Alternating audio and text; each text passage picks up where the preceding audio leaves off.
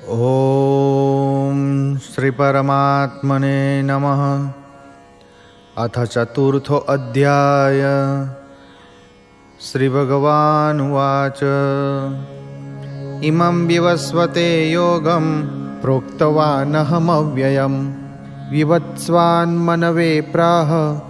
मनुरिक्ष्वाकवे ब्रवीत् एवं परम्परा प्राप्तम् इमं राजर्षयो विदु सकाले नेह महता योगो नष्ट परन्तप स एवायं मया तेद्य योगः प्रोक्तः पुरातन भक्तोऽसि मे सखा चेति रहस्यं ह्येतदुत्तमम्। अर्जुन उवाच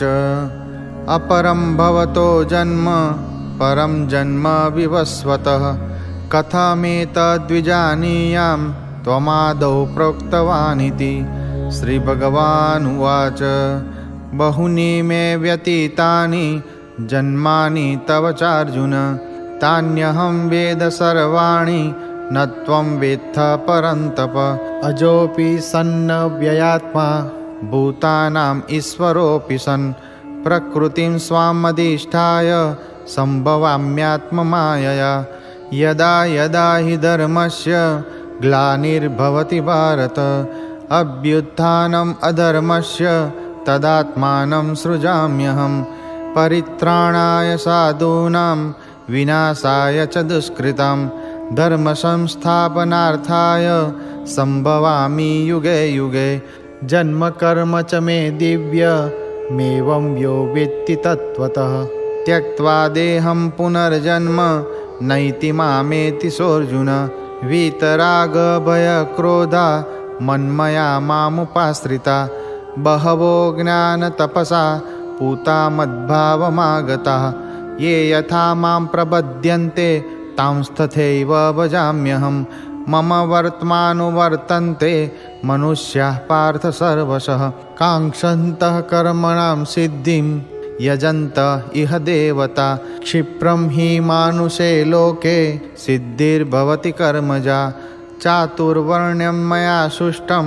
गुणकर्म विभागशः तस्य कर्तारमपि मां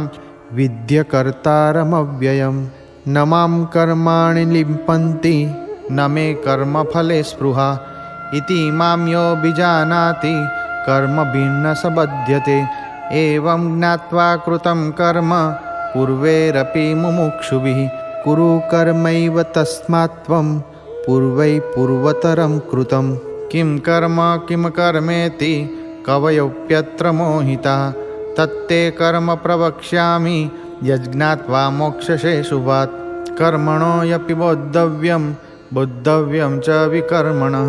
अकर्मणश्च बोद्धव्यं गहना कर्मणो गतिः कर्मण्यकर्मय पश्येद् अकर्मणि च कर्मय स बुद्धिमान् मनुष्येषु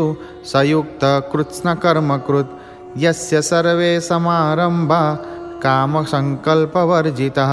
ज्ञानाग्निदग्धकर्माणं तमाहुः पण्डितं बुधा त्यक्त्वा कर्मफलासङ्गं नित्यतृप्तो निराश्रयः कर्मण्यभिप्रवृत्तोऽपि नैव किञ्चित् करोति स निराशीर्यतचित्तात्मा त्यक्तः सर्वपरिग्रहः शारीरं केवलं कर्म कुर्वन्नाप्नोति किल्बिषं यदृच्छालाभसन्तुष्टो द्वन्द्वातीतो विमत्सरः समसिद्धावसिद्धौ च कृत्वापि न निबध्यते गतसङ्गस्य मुक्तस्य ज्ञानावस्थितचेतसः यज्ञायाचरतः कर्म समग्रं प्रविलीयते ब्रह्मार्पणं ब्रह्महविर्ब्रह्माग्नौ ब्रह्मणाहुतं ब्रह्मैव तेन गन्तव्यं ब्रह्मकर्मसमाधिना दैवमेवापरे यज्ञं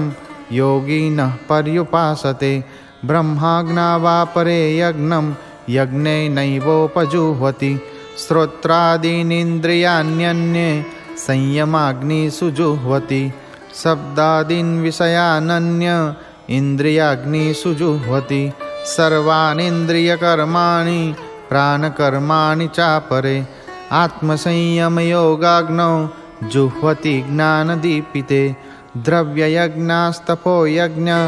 योगयज्ञास्तथा परे स्वाध्यायज्ञानयज्ञाश्च यतयः संसितव्रतः अपाने जुह्वति प्राणं प्राणे पानं तथा परे प्राणापानगतिरुद्ध्वा प्राणायामपरायणः अपरे नियताहारा प्राणान् प्राणेषु जुह्वति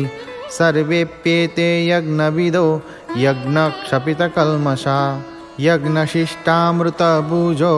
यान्ति ब्रह्म सनातनं नायं लोकोऽस्य यज्ञस्य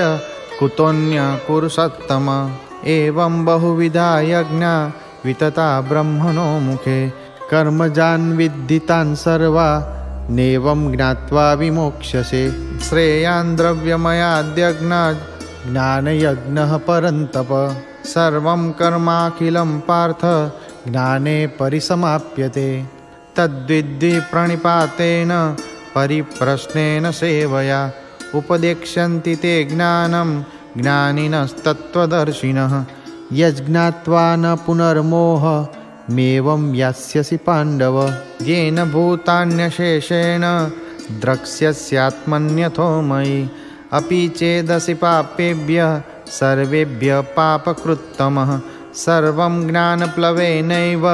वृजिनं सन्तरिष्यसि यथैधांसि समिद्धोऽग्निर्भस्मसात् कुरुतेऽर्जुन ज्ञानाग्निः सर्वकर्माणि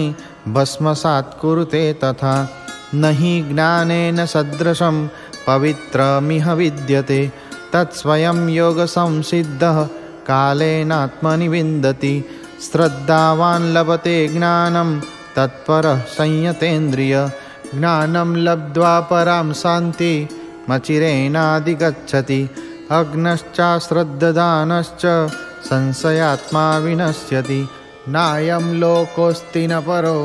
न सुखं संशयात्मनः योगसन्न्यस्तकर्माणं ज्ञानसंच्छिन्नसंशयम् आत्मवन्तं न कर्माणि निबध्नन्ति धनञ्जय तस्माद् ज्ञानसम्भूतं ह्रस्थं ज्ञानासीनात्मनः चित्वैनं संशयं योग मात्तिष्ठोत्तिष्ठ भारत। ॐ तत्सदिति श्रीमद्भगवद्गीतासु उपनिषत्सु ब्रह्मविद्यायां योगशास्त्रे श्रीकृष्णार्जुनसंवादे ज्ञानकर्मसन्न्यासयोगो नाम चतुर्थोऽध्यायः।